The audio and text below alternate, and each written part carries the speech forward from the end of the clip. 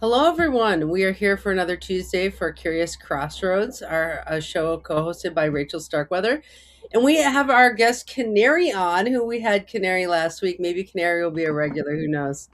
But today, Canary is talking about, we're going to talk to Canary about a book he wrote on friendship. Now, for all the astrologers out there listening, I have to let you know that Canary has a Jupiter in Aquarius rising.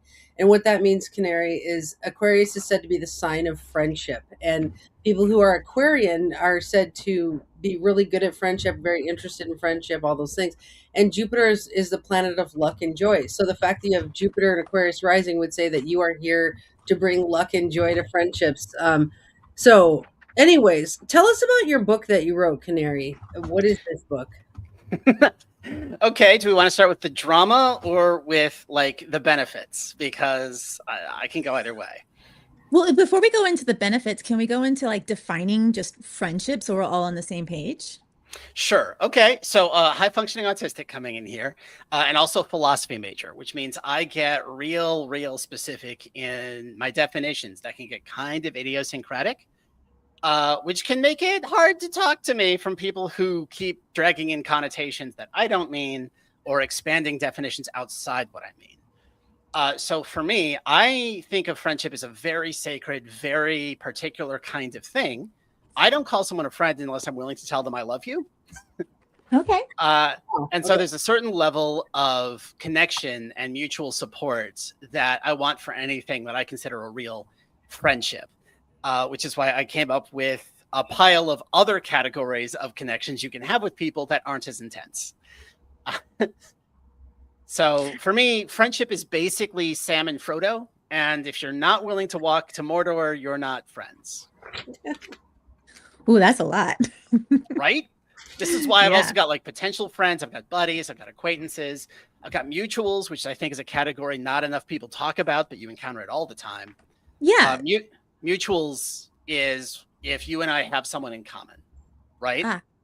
Like if you care about Andrea and I care about Andrea, but you and I don't know each other, well, now you and I are going to know things about each other just because Andrea presumably talks about people she cares about to other people.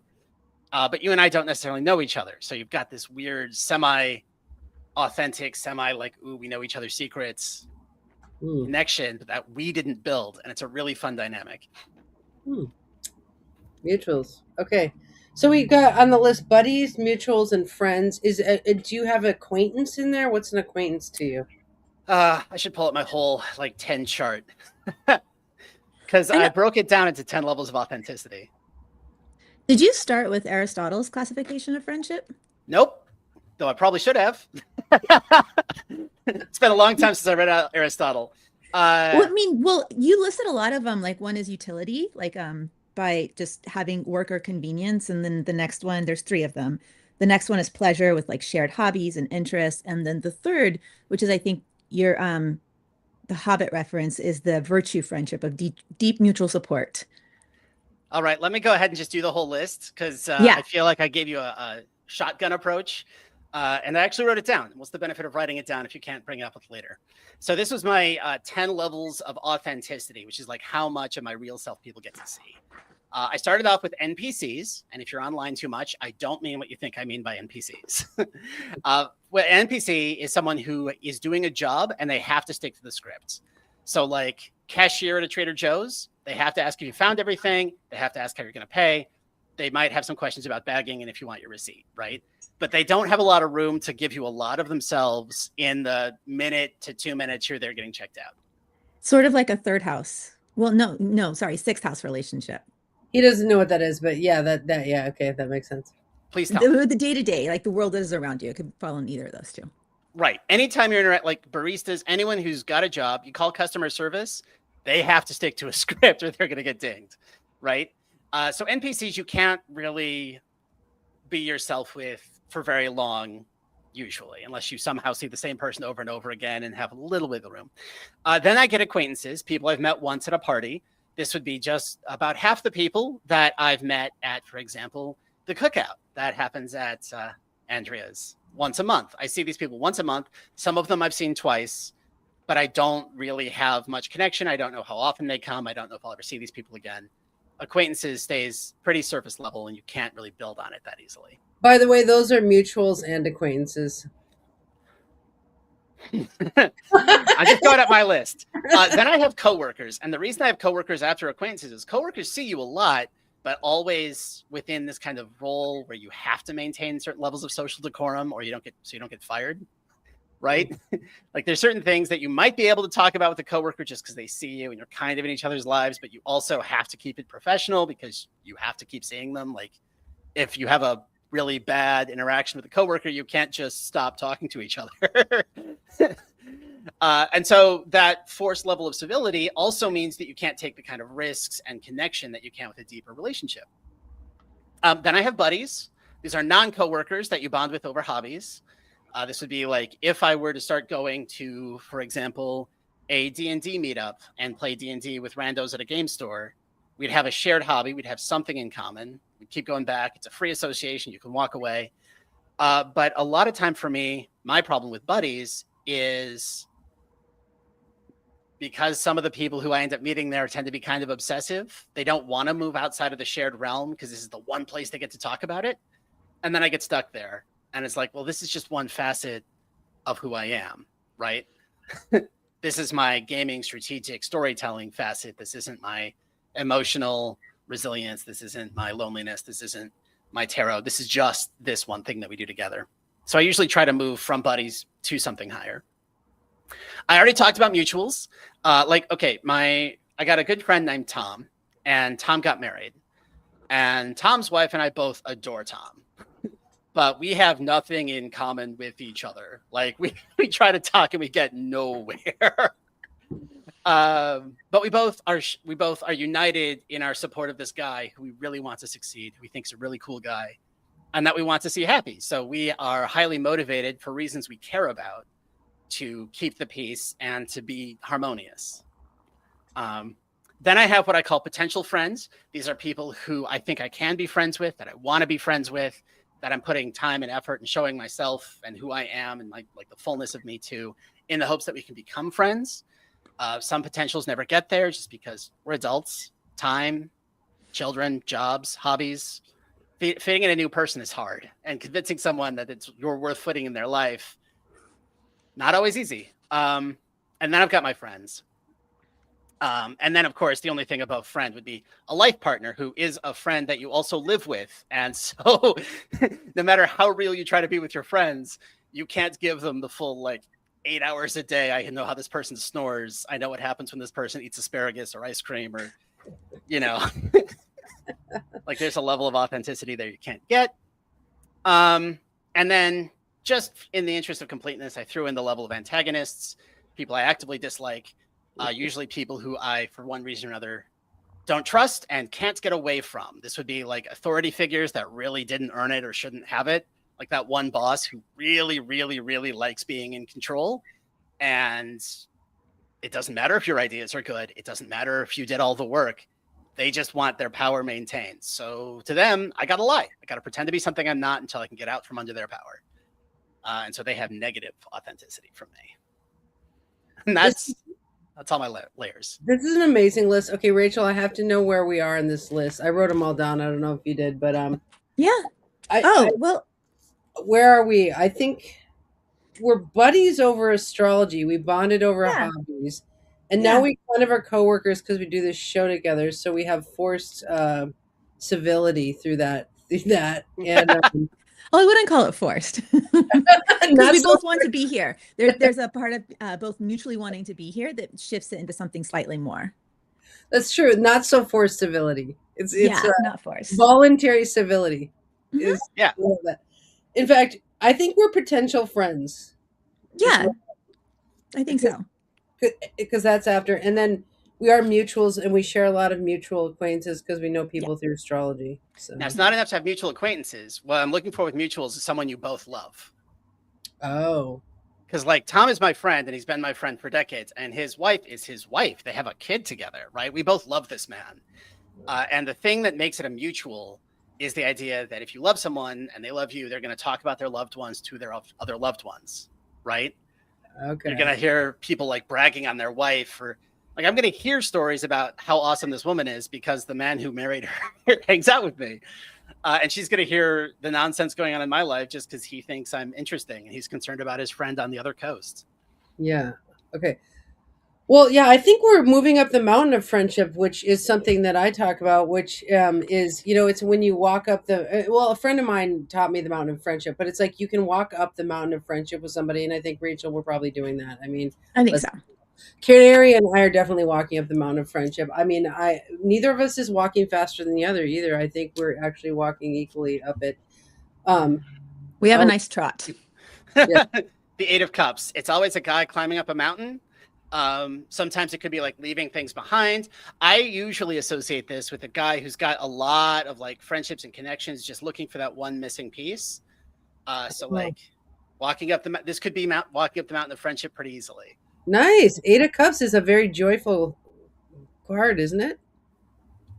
I mean, so cards can be anything. I want to talk about something, the calibration of facets of personality. Okay, so this is the thing. I read in a book recently that we all have different facets of personality, and a healthy person will magnify certain facets in certain contexts, and like an unhealthy person can't figure out when to magnify certain facets. So like I've been trying to be friend with the Portland Bead Society ladies, and I go over there and start talking to them about astrology, and they're just looking at me like, what is she doing? And I'm like miscalibrating my facets of personality, because I'm like, I should be talking about beads to these ladies, right? Like, so it's like I think this buddy where you share a hobby. So I hung out with my bead ladies the other day, one of them, and it's like I talked about beads most of the time because I'm calibrating my facet of personality. And an Astro came up and I tripped on it for like 5 minutes, and it's like, sorry about that. And then I like went back to beads, right? So like I think I'm getting that calibration, but I like what you're saying there, Canary, that a real friend is somebody that you can kind of dial up the EQ on multiple facets of your personality, and they're not freaked out. Like, so is that kind of what you mean for a real friend? Well, again, Sam and Frodo going into Mordor, like, will you show up for each other's problems is really the thing for me. A potential friend is someone where it's like we're trying to find how many facets of ourselves we can share with each other. And when we hit a rejection, that kind of puts a cap on where you can go. So my question for these beating people would be, okay, you have beating in common. So beating is always going to be a safe topic that's pleasant for you to interact with these people on. But if you want to turn them into a friend, they're going to want to know about the rest of your life. And so what you do is what I call is kind of making conversational bids of throwing out new topics, things that you care about, and see who responds well. And that way you can be like, oh, here's another direction we can build. So yes, we have beating. Fantastic. Here's tabletop games. Here's coloring. Here's making music. Here's astrology. Which of these are you interested in? And anything they latch onto, that's another direction you add. And you get out on another thread. And maybe someone wants to bring in the fact that they, I don't know, show cats or they're super into Survivor, or they just bring out another thing that's really important to them. And it's being able to appreciate and interact, and even in some case try out parts of other people's lives that you hadn't tried before to see if you can connect on there. Okay, I'm going to make a follow-up point on that, which is, okay, so I read this book on conversation. It's called having better conversations or whatever. And so they give a 4-tiered approach to conversation. They say that small talk actually hurts people. Like if you look at studies, people who small talk a lot are in pain and suffering from that. But if people who talk deeply in deep philosophical conversations have the best lives ever, right? So there's this algorithm to move down from small talk into these deeper forms of communication. And so you start with small talk, and then you move into this, what you call like fact building of like, what do you do, Rachel? Rachel dances. Okay, she's a dance instructor. Like we can get to know Rachel on this second tier, right?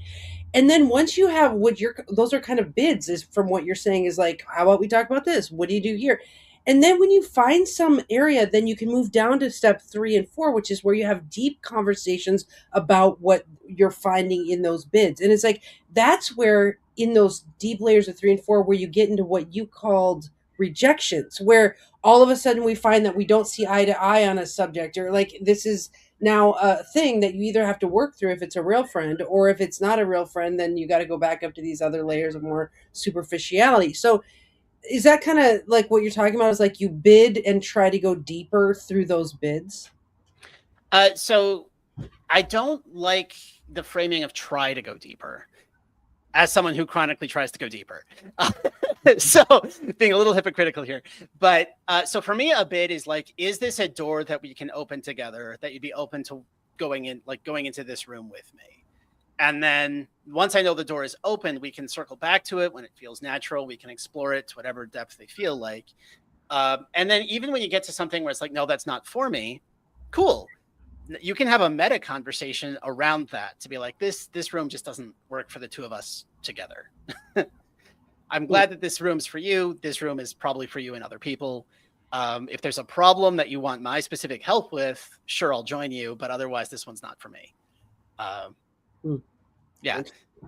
But like, I think one thing you can do is if you want to go deeper, you can ask questions of like what makes something important to someone, like what they value in it. And even if you can't value it directly, you can get an indirect value and still validate their appreciation of the thing, even if you don't have the firsthand experience. Interesting. Rachel, what's your next question? I'm curious. Well, I'm switching it up. I'm just really curious. What was the impetus for writing this book, or was there like a? Oh, so now we're getting to the drama. Okay. So I got really, really, really depressed, and I wanted to die. And I was like, okay, if I'm gonna die, what is everything that I've learned that I thought was worth knowing? And what I ended up with was a book that at 35, I'd want to go back and give my 14-year-old self. So to give the whole game away, it is for me a book about love. Mm-hmm.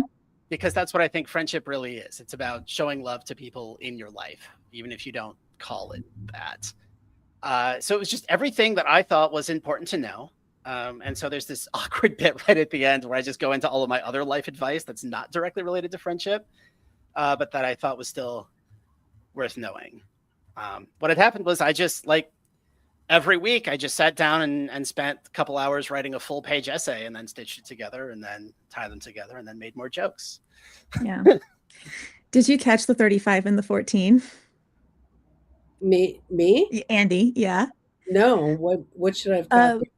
Well, it's Saturn opposition and then Saturn opening square. Oh, that at 35 he was depressed. At 14 he should have known. Yeah, okay. Yeah, that's an astrologer thing. You were basically going through periods of maturation in both those time frames, and you really did a good job maturing through this book, I think. Thank you. Yeah, I knew about the Saturn return at 29. I didn't think about the fact that halfway between, that would, of course, obviously also be significant.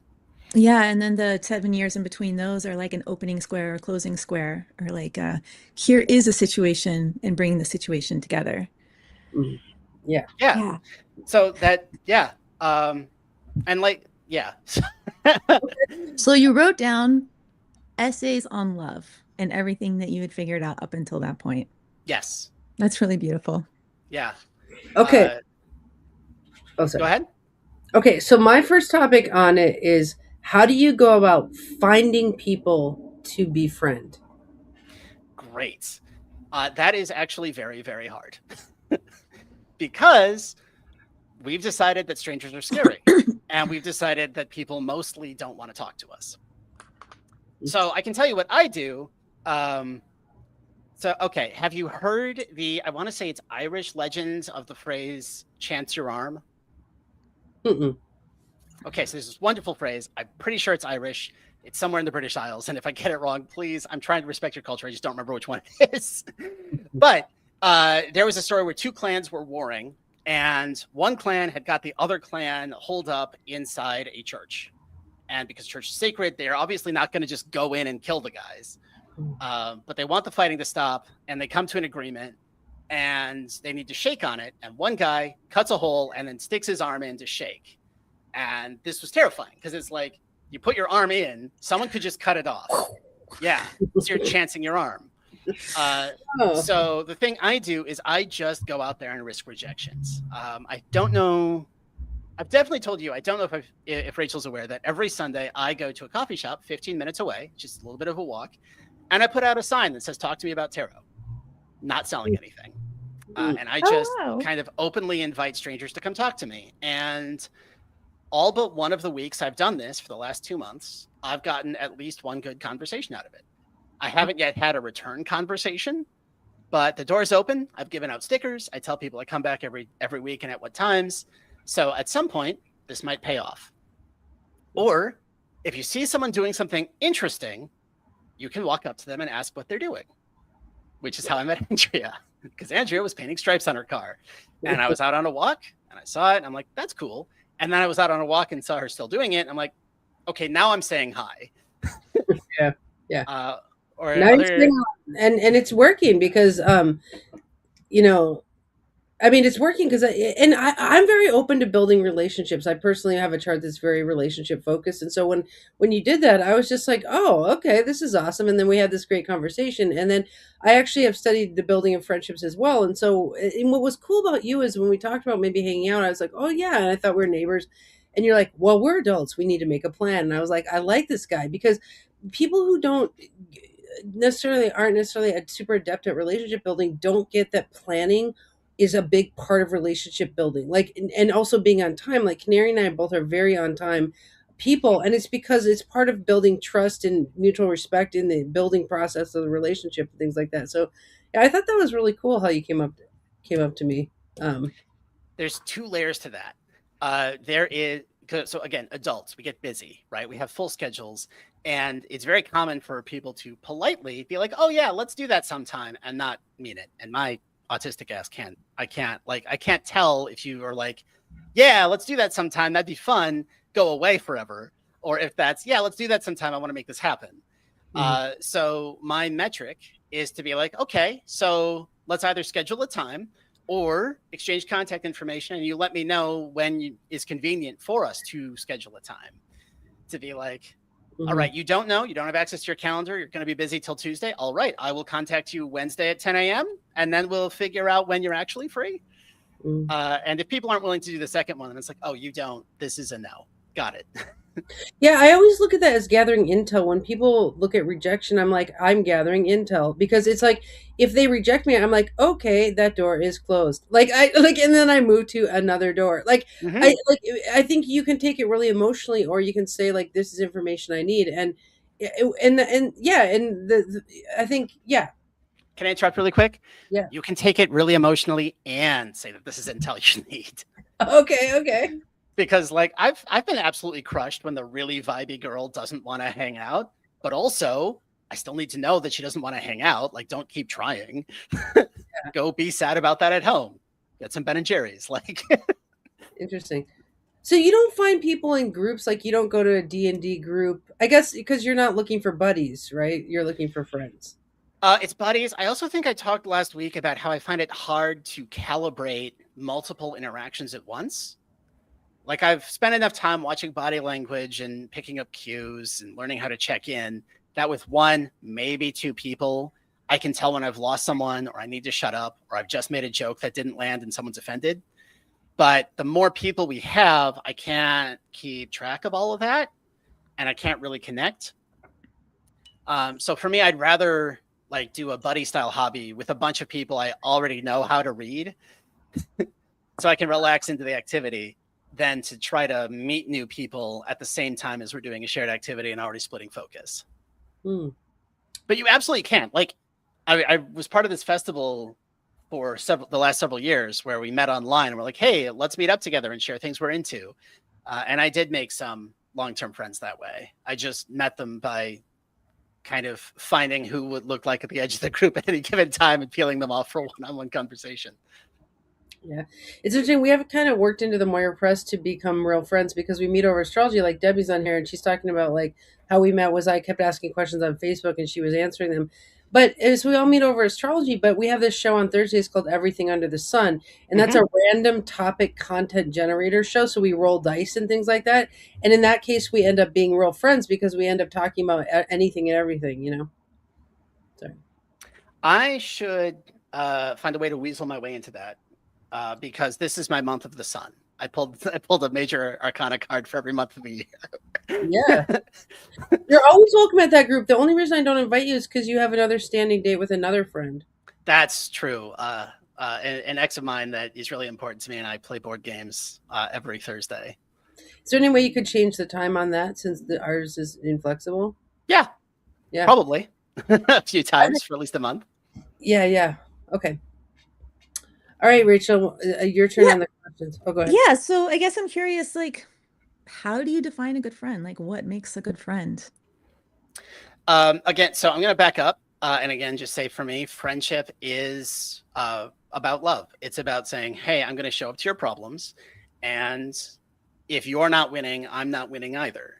Just kind of we are in this together until one of us is dead.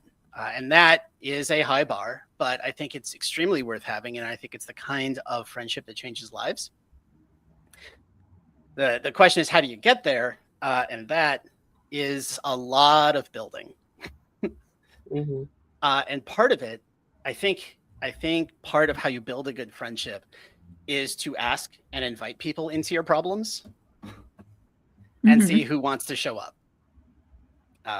To really, one of my best friendships in the world got extremely cemented when it was my first time skiing, and it was way too cold, and it was just ice, and I fell over like 18 times before I got halfway down the mountain. And this guy took so much pity on me. He skied backwards for the back half, just propping me up while I was just like resting my chest on his hands so I could stop falling over. And it was so embarrassing. I was like, oh, this looks, I have no man card right now. I got no cred. But he was there for you, literally. He was there for me. He held me up in a way. And I talk about him in the book as Buttress. Like, I gave code names for all my friends, so I'm not airing their laundry. Yeah. But because he literally propped me up. Yeah.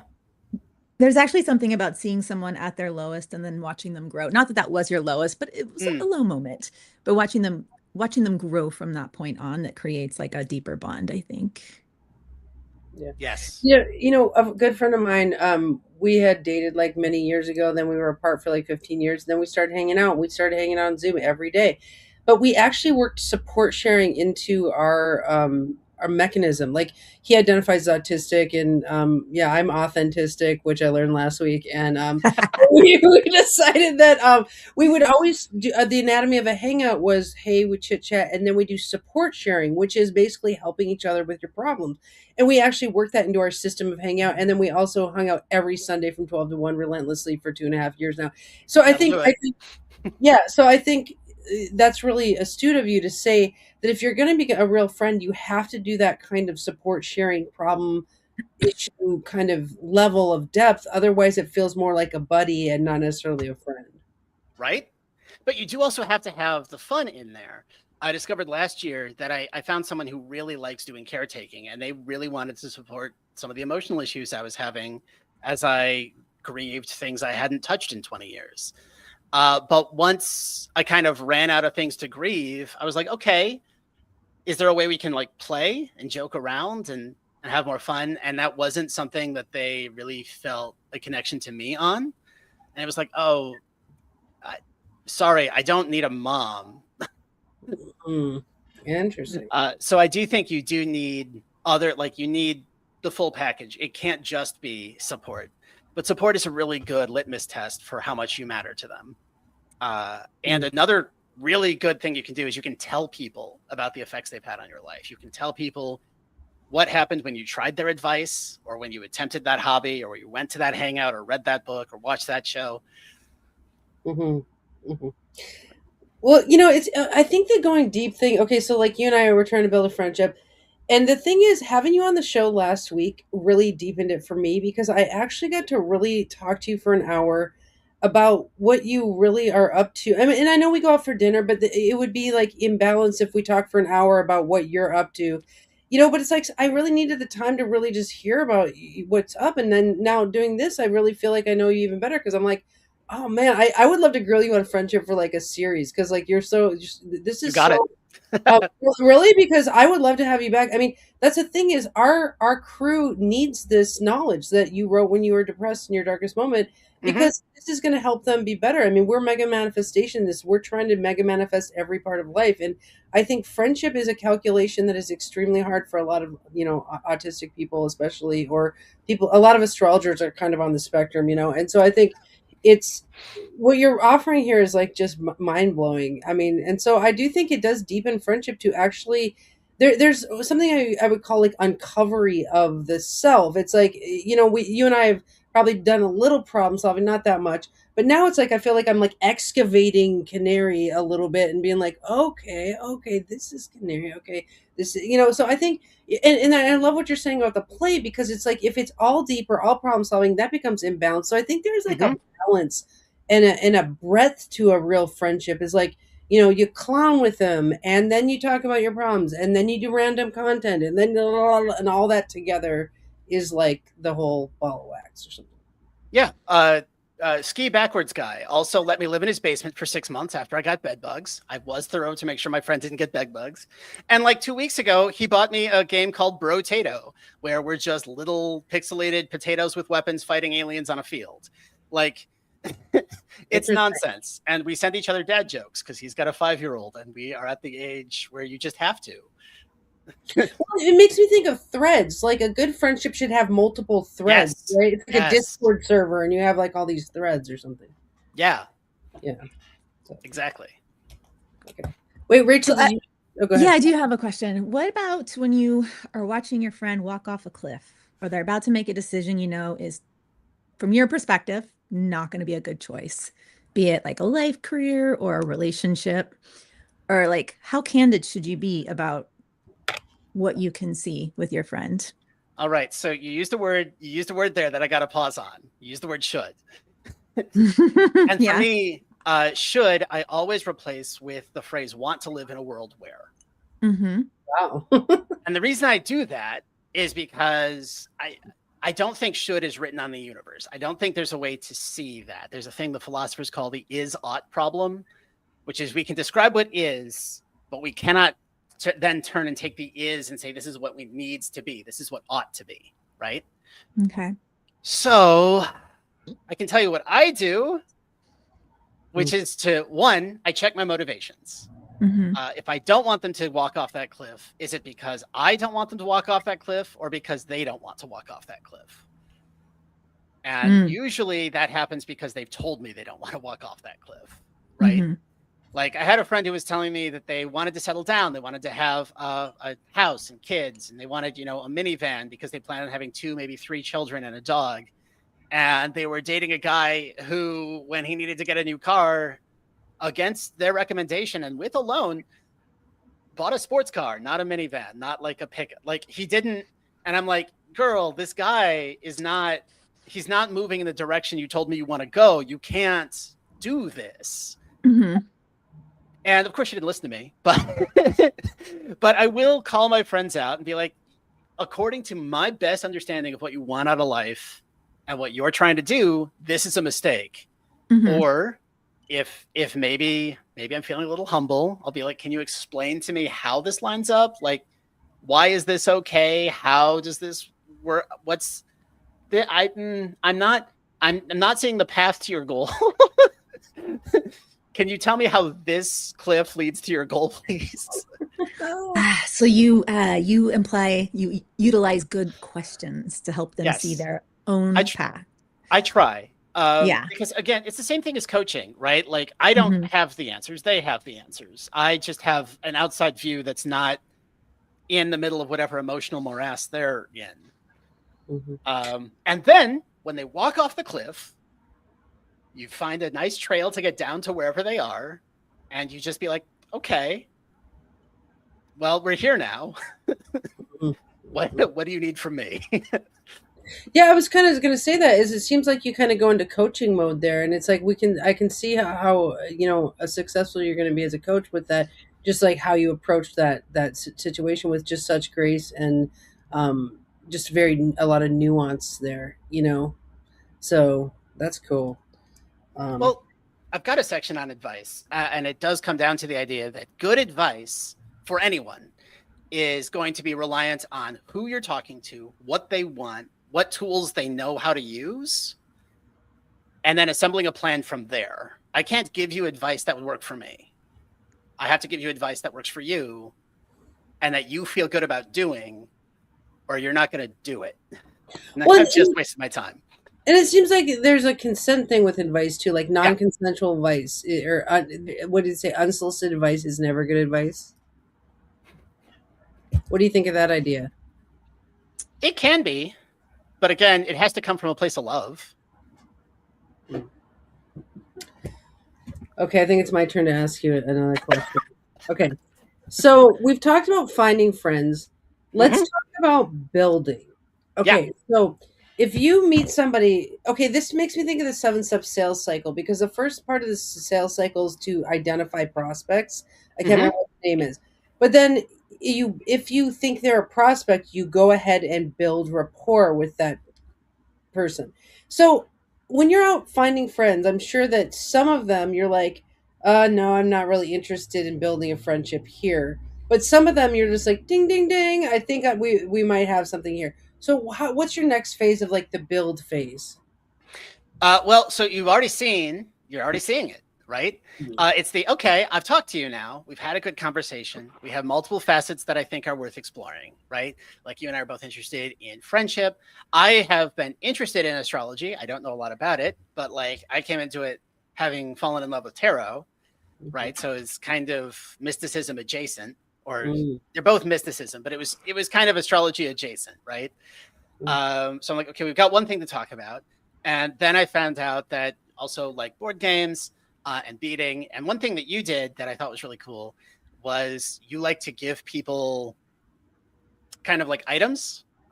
They're hanging up in my living room right now. I can see it from where I'm at, is a little beaded flowery thing you gave me after reading my chart. And I'm in a phase of my life where little talismans of magical nature that can do various things for you are very important to me. So we had these multiple connections. And then we set up a time to hang out where I came. We had a long conversation. And then you told me about your cookouts, which are regular staple now. And just been looking for other excuses to hang out. Like we've gotten dinner a few times. So it's just getting something on the books. Something that's not in my book, but I do want to put it in the second version that I want to do in more blog form and less like cross-referenced blog form with links so you can just jump from topic to topic, and less chapter book style, is the idea that friendship has two big components. The first one is showing up, and that's actually 70% of it, just putting time on the books. And then 30% of it is making space, letting people be who they are, welcoming out parts of them that you hadn't seen yet, and being like, yeah, I got room for that too. Yeah, I got room for that too. Yeah, I got room for that too. Okay, this one's weird and I don't necessarily like it, but if you need to share it with me, I can make space. So first of all, this is so good that, I have a publisher. I publish 17 books. If you ever want to publish this, like for the real deal, we could do that. That could be another thread of our friendship, is getting your book out there. Debbie wants to know, should building a friendship be organic, and you let it just simmer as it grows, or should it be more of a forced thing? Depends how badly you want friendship. Right? Like there's a reason humans invented farming, and it's because hunting gathering wasn't great.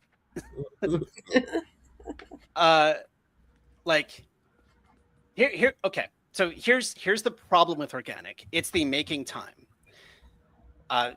Friendship is actually very simple, but like planking, which is very simple, it's not necessarily easy.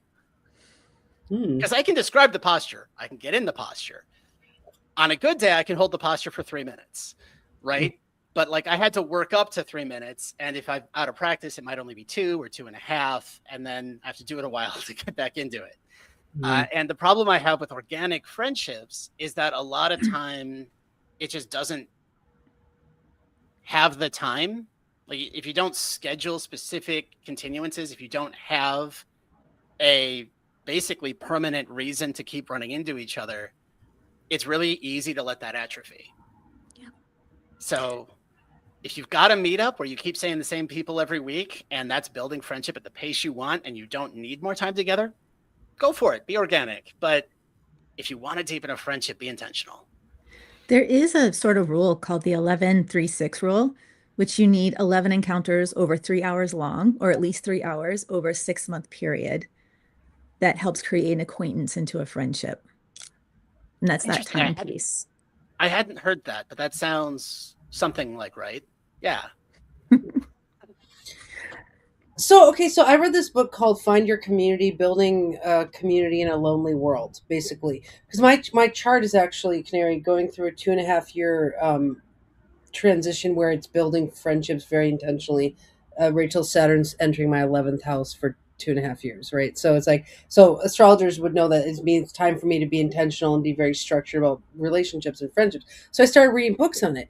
And in this book, they say that consistency and activities, like basically consistent activities, are the crux of building a friendship. So that's why we started the barbecues, was because I'd read this book and I was like, all right, my chart's up to this, let's build friendships. So that's where the barbecues came from. And what's the theory behind it? And so, like Rachel and I, we do this show every week. And so we're in that way, that's a friendship build for us, because we're meeting all these different people. We have all these different experiences. So I think, yeah, I'm with you, Canary, that in the intentional building of friendship, you need structured activities that are repetitive and that you actually show up for. Like cancelers, like I don't try to befriend people who cancel a lot, because they keep going down the mountain of friendship and they don't understand what they're doing, and then they're mad at me that we can't build a friendship. And I'm like, you kept canceling and ruining the container. Like, I don't know. Sorry, that was kind of negative. When my negatives part of it. What do you mean? You have to, friendships can't always be positive. You have to get into fights. You have to be sad. You have to be scared. You have to misunderstand each other. This is the thing that really, like, the repair is what makes it stronger. Yeah, it is the repair that actually creates the trust that if you don't agree on everything, there's a place to come back to that still holds the container of the friendship. Right. Yeah. That's like, hey, I have these needs. You're not meeting them. You said you would, and then you didn't. Yeah, I don't even really trust a person until we've had our first fight, in a way, because it's like a real friend is somebody who will walk through those pinch points with you. Yes. And other people are, what do you call those, fair weather friends? Right. Yeah. And like, there's a lot of people I know who, so one of the big problems with shame in my experience is that people will feel that they're not worthy of being supported. And so they will try to always be pleasant or nice, and then they will be deeply lonely. And it becomes self-referential, because it's like, if they knew who I really was, they'd leave. And yeah, maybe because you've never tested it. So yeah, maybe you have to be heavier so that people who want to support you can show up to do that. And so of course you're lonely. So you see that as a block to friendship. Yeah. Are there other blocks that you have in the book too? So the big thing in my original, and this is why I need to make a second version, and the need to make a second version is a big part of why I never published the first one, despite paying a professional editor to help me with it, is that the first one was mostly about me getting over myself and my high functioning autism and figuring out how to connect with my emotions, and kind of why you have to follow social norms, or at least plausibly signal the same thing social norms are doing, because autism is a big one. If you can't feel your own feelings, it can be really, really hard to show up for the feelings of other people, even if you've got a good theoretical framework. And a big part of what made last year so good for me is that I, with grieving everything, can now feel all of my feelings, and I can feel things like anger step forward and be like, that's one of my lines, or fear being like, that's secretly me. They're pretending not to be afraid, but that's fear. They need reassurance right now. And that helps. But yes, so shame's definitely a big one. It's mostly like shame and fear. It's almost always fear. Yeah. Fear of being seen. Yes. Because, and this is in the book, I earn my rejections. I make sure that anyone who's rejecting me is rejecting the real me as I see myself on the inside. Like, That's an interesting phrase. I earn my rejections. yeah, because a lot of people will just put up this mask, right? And it's safe behind the mask. The problem is any validation the mask gets can't reach you. The mask is in the way. Right. Oh, that's not me. It's just the mask. Right. So this is, again, tying into that they wouldn't love me if they knew who I really was because they love this and I'm back here. Yeah. But it's like, nope, I'm me. Here's my emotional tempest. Here's my moodiness. Here's how quickly I can spiral if I haven't heard from you in 3 weeks. Sorry. I was looking for my copy of the book, The Courage to Be Disliked, which is what I'm working on right now, which is basically saying that if you're not disliked by some people, you're not doing it right. Like, you have to be yourself in order to have people authentically connect with you and disconnect with you authentically. I mean, ooh, there's another problem I can throw in.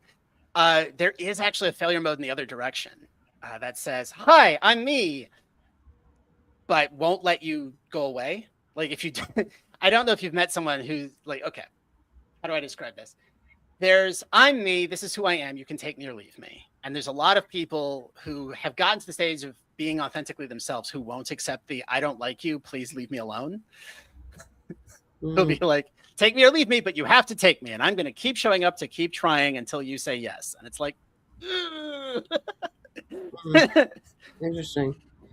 Yeah, I definitely make sure that people know they can leave at any time, especially because, like, with Moira Press, we run a crew. And so, like, people will call it, if they get mad at a group, they'll call you a cult. They're like, you guys are a cult. And we're like, well, we're actually a crew, but you're mad at us, so now we're a cult. Like, but a cult would not let you leave it, right? Like, that's a part of, like, sticking kind of people. And it's like, I definitely, like, go all in with friendship, and definitely if somebody wants to leave, I'm just like, all right, bye. Like, I would never hold a person hostage, but even though I'm a trier, like, I like go all in, right? Like, if they're like, this is not my thing, I'd be like, and I look at the heartbreaking and healing in 40 days. That's the calculation I use for that. Is the heart has a brain, it breaks and heals in 40 days. And so if somebody wants to leave, I give it 40 days. Like, I systematically give myself a new project that will take 40 days, and I throw myself into that and let the person go. Like, so I've learned to, like, calculate that out too, because it's like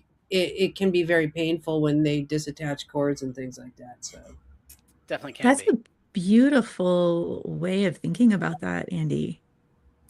I've Like, had to just like 40 days of activity. I mean, that's such a Venus, going back to astrology, like a Venus, like 40 is such a Venus number. Interesting. It's also the number of days that Jesus goes into the wilderness and is tempted. I mean, I think there's something about this 40-day period. Like, I actually learned this when I used to be in a touring band, and I mean, I learned it by experience. It's also a calculation, but I'd have girlfriends, and like, I was dating girls at the time, and I would go on tour with my band, and we'd be gone for 5 weeks. And in the first weeks, I was so heartbroken. I was like, "Where's my girlfriend? I'm dying." Like, second week is really hard, third week's hard, but by the fourth week, you're just like, I don't know.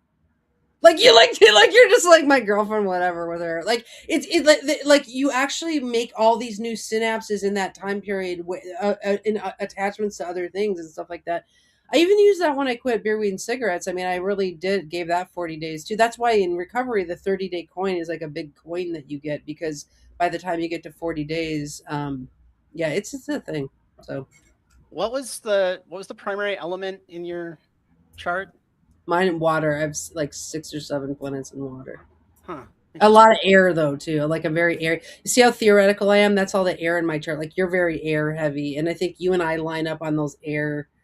Which is kind of cool though, because I'm really emotional and musical and all this stuff, and you're more like earthy and airy, So well, because the thing is, I don't detach nearly that fast or easily. And I was trying to figure out if it was an elemental thing. And well, Tauruses are very fixed. I mean, that's one of the things about Taurus, is it fixes in, and it's like, well, and Canary, I've actually had to learn to do that, because it's like, I don't have time. Like, in show business, for example, I've had so many people attached to me heavily through music projects, and then when they're done with you or you don't give them what they want, they just go away. Like, and it's like a rip of chords, like psychic chords. I'm just like dying. And so I had to learn to do that. My heart has scar tissue that is like at a level. I mean, so I've had to learn to cut it to 40 days because it's like I don't have time for this, kind of thing. But it's painful. So, and one of the things I'm seeing from you in this episode is you're a lover. Like, lovers gotta love. Like, I've never seen a person so interested in loving other people that they wrote a book about it at this level. That it's like, I think you're a lover in some ways. I mean, do you agree or? I mean, okay. So again, atheist for 20 years, not one now. But I think I showed last week my cheat sheet little like checklist of is an action loving based off of 1 Corinthians 13. The only part of the Bible that I have never lost respect for is the description of love that goes hard. And yes, but when I say, what is it? Yeah, what is it? It's the nothing about the Bible.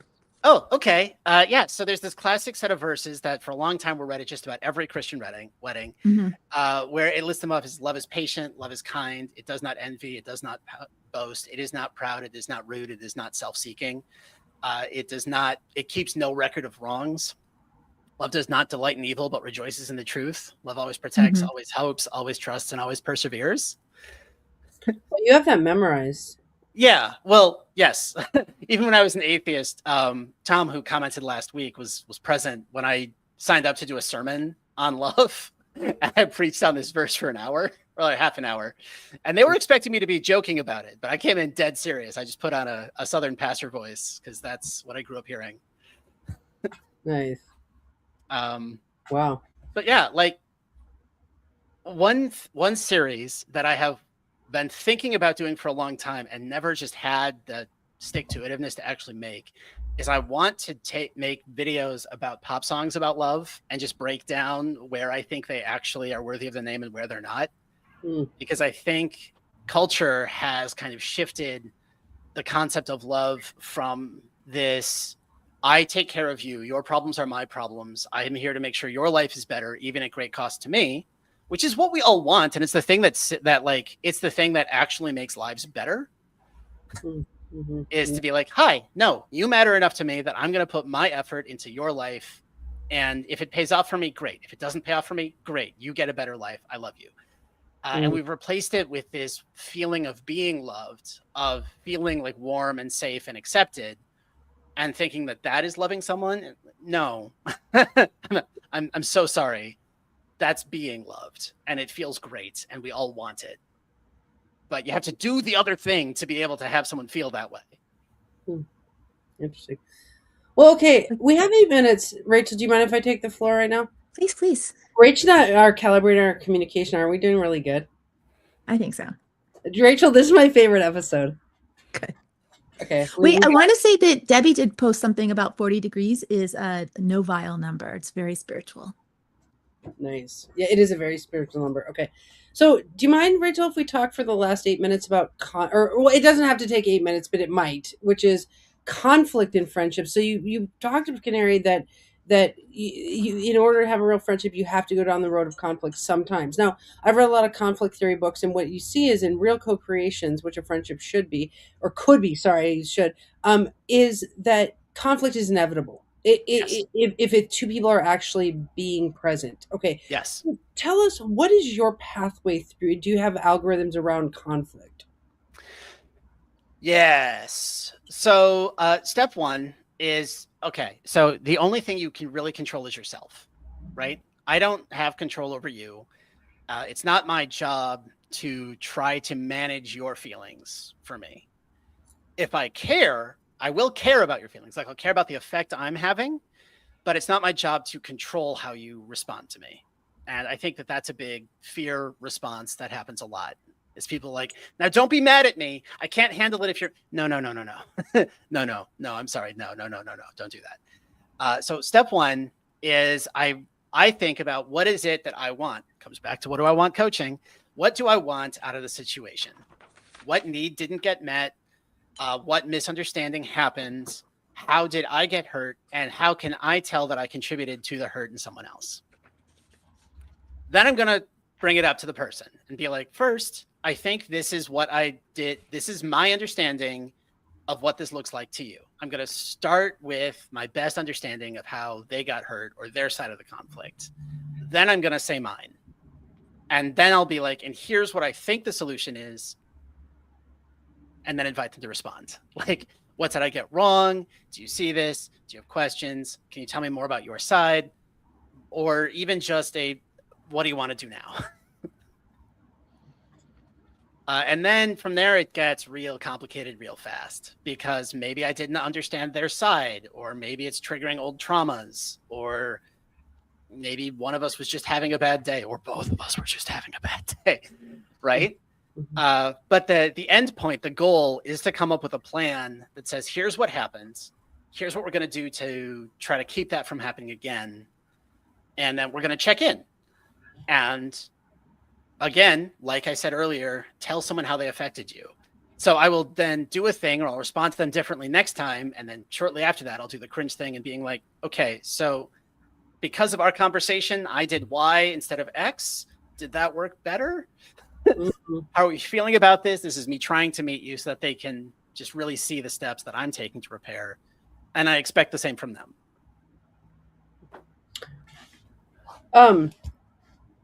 Okay, so this is really cool because I see, okay, what in the 7 Habits of Highly Effective People, there's a chapter called Win-Win or No Deal.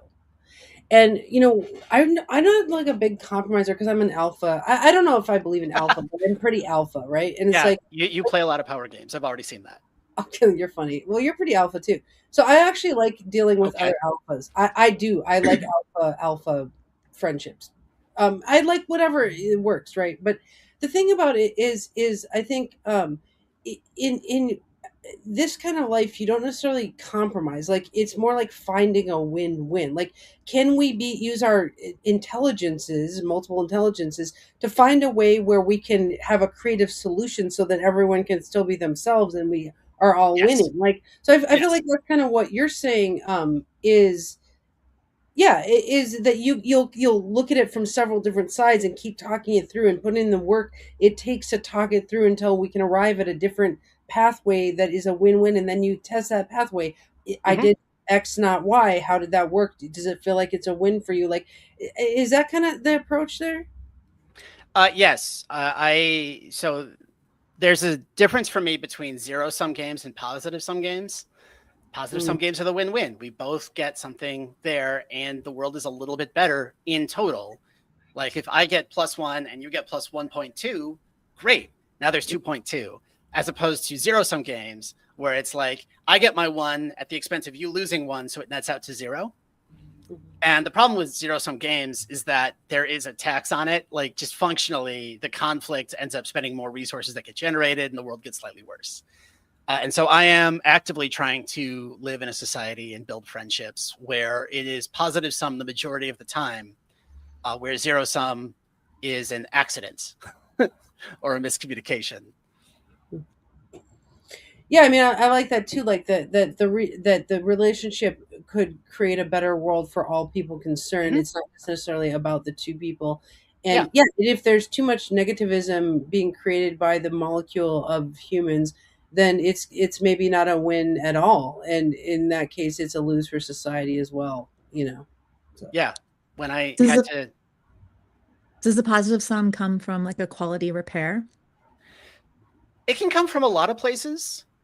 But one thing that I think I do touch on in my book, it's been a while. I wrote this 5 years ago, and then I stopped editing it like 2, is the idea that in a good friendship, people freely give off the things that feel good for them to just give away, and have needs that other people might freely meet. And so you get these situations where something that might cost me very little might be very beneficial to you. And so just kind of this thing that I do naturally and is fun for me to do, I'm giving you who don't have a lot of it. And your life is a lot better. And my life didn't go down at all by giving it. So that's mostly where I think it comes from, is differences in personality and differences in skill level and habits, just kind of covering for each other wherever possible. And the way an astrologer would look at that is like we have different things that we bring to the table per our chart and per our inclinations. And it's like my chart can, provide fun for you in these ways, and your chart provides fun in these ways. And yeah, and yeah, okay. Well, I think this is a really good episode. It is 3:29. Oh, it's 3:30. There we go. We're gonna have to like wrap it up. How many, Rachel? How many more episodes do you think we could talk to Canary about friendship? Oh, I mean, it's an unending topic because there's always more friends to make. Yeah, that's true. It really is. And at some point, I could get you to show me charts and be like, so if we're going to take these two charts, here's where we would overlap them. Like I would, Yeah. I don't want to just hijack astrology to talk about friendship. I'd love to see what friendship looks like through astrology. Well, it's interesting because right now Pluto's going through Aquarius, so actually friendship is up for most people at large, and I think this would be really good. I know I don't want you to feel like I'm playing power games. I don't actually try to play the game of power. But I do have a very powerful just disposition. That's being a Scorpio is like it's a powerful chi. I have a lot of chi. It's kind of like what it comes down to. But I do not like to play games with power. I'd like to be influential, not manipulative. So we'll have to talk about that in a further episode as well. How many I got thoughts on manipulation? Interesting. Hey, Canary, how many episodes would you like to talk about friendship? You're gonna put me on the spot with a number? I don't know, man. Should we try one more and then see if we want to do another one? That feels good to me. Okay, all right. Well, when I'm in the office next, I will book you for another one because this is such a good topic. And Rachel, thank you so much. It was great to see you. So much fun. All right, Canary, thank you so much. And we will see you all later. Bye.